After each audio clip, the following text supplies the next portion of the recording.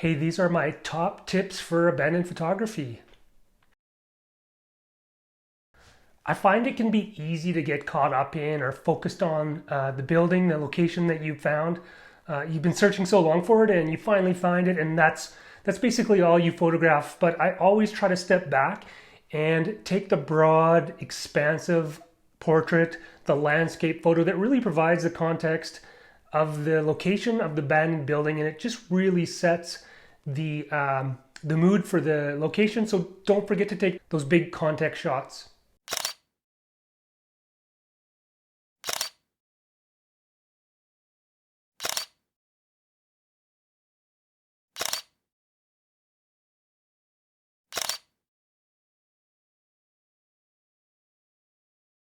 It's often said in photography that the hardest thing is to know where to stand when you're taking photos. And the same is true for abandonment photography. I find that you tend to stake out that first spot that you arrive at to a scene or to a location. So it's always just really important to remember to walk around the building, work every angle. It's amazing how much variation there can be in a site or a location if you just circle the perimeter.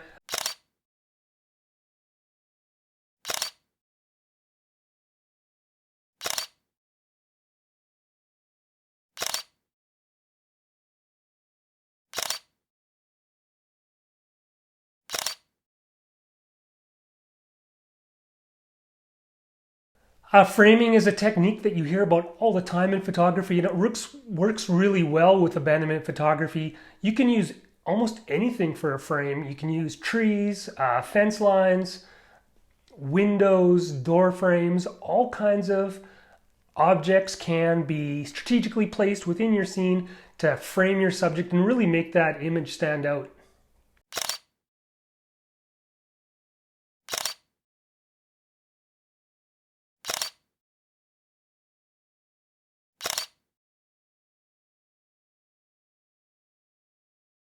If it's safe to go inside a property, make sure you take the opportunity or take the time to photograph the interior.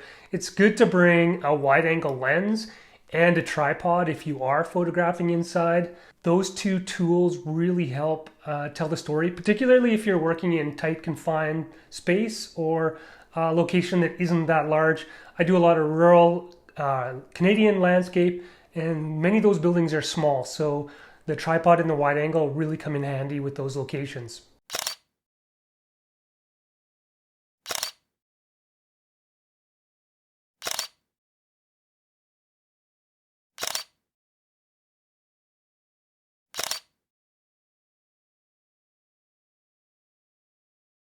Daytime long exposure in abandonment photography goes surprisingly well. I find that when I take long exposures and I get those streaky clouds and it's sort of smooth and milky, and then it contrasts with the sort of rough decay of the abandoned structure, I find that those two elements really work well together. So if you have a neutral density filter or using other techniques, try to always grab a long exposure if the conditions permit.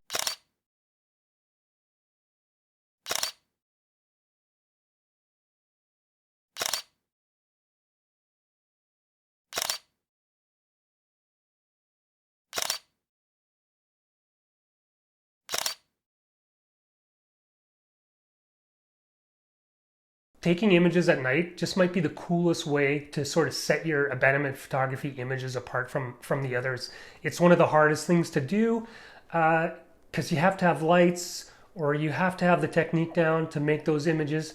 One thing you can add to your photos is a little bit of artificial light strategically placed inside the building if it's safe, and that can really make those images super cool and super unique.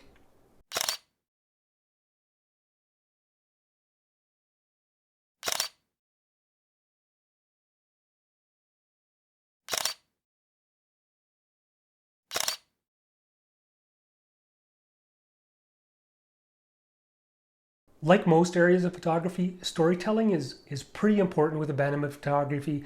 And when I try to tell the story, I try to tell a story of a complete scene. And I've already talked about the big environmental portrait, But you should also be looking for up close texture, detail oriented shots that can help tell the full story. So you're not just focused on the full picture. Go in, find cool details, photograph those, because sometimes that's where the real creative images lie.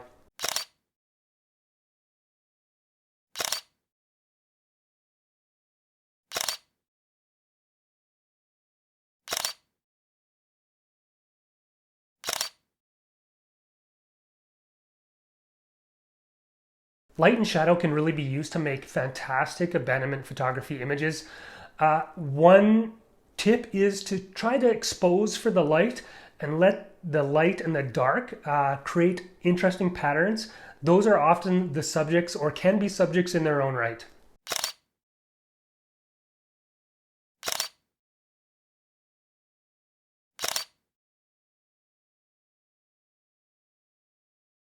One thing that I absolutely love to photograph is abandoned vehicles, cars, trucks, tractors, whatever.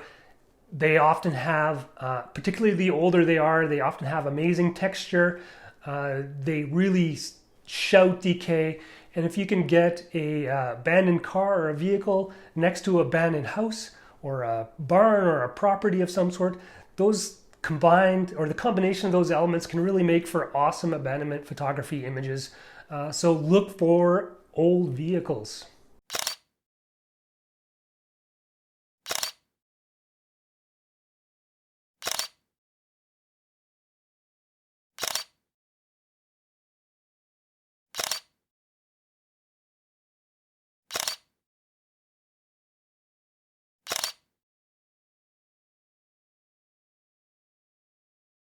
One technique that's straight out of the landscape photographer's handbook is looking for unique foreground elements to help tell the story of your shot.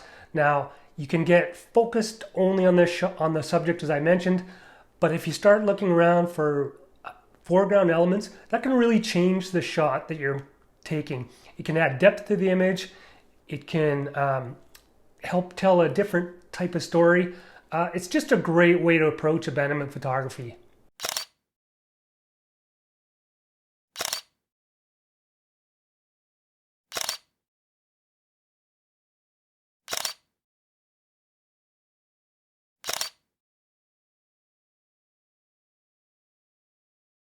One of my favorite ways to take pictures of abandoned buildings is to create panoramic images.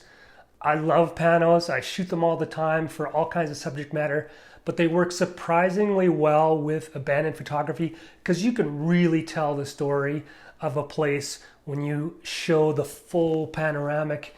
And it's great, particularly if you have nice broad horizons or some unique environment or a location that really sort of works with panoramic photography. So always, whenever you're on scene or at a location, always check to see if there's a chance for you to use a pano and create a nice panoramic image from that location.